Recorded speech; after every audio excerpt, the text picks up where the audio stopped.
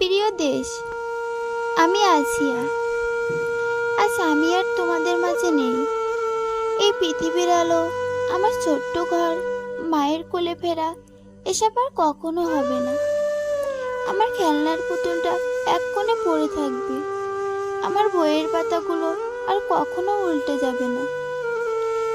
কিন্তু আমি চলে গেলেও আমার প্রশ্নগুলো রেখে গেলাম। আমার কান্না হারিয়ে গেল বাতাসে মিশে।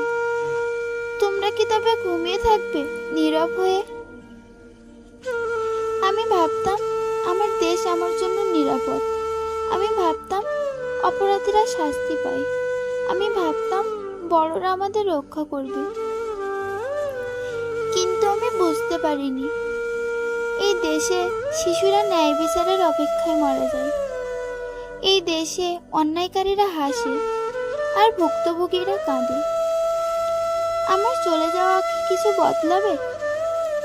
নাকি কয়েকটা খবরের শিরোনাম, কিছু চোখের জল, তারপর আবার সব আগের মতো হয়ে যাবে? আমার নিঃশ্বাস থেমেছে, কিন্তু অন্যায় থামেনি।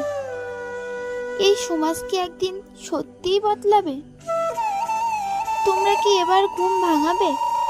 তোমরা কি এবার অপরাধীদের থামাবে?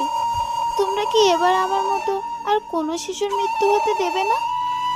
আমি জানি না আমি কোনো পরিবর্তন আনতে পারবো কিনা, কিন্তু আমি চাই আমার চলে যাওয়া বৃথা না যাক।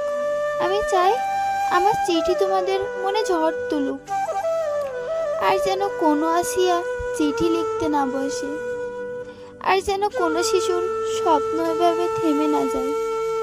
ইতি তোমাদের আসিয়া।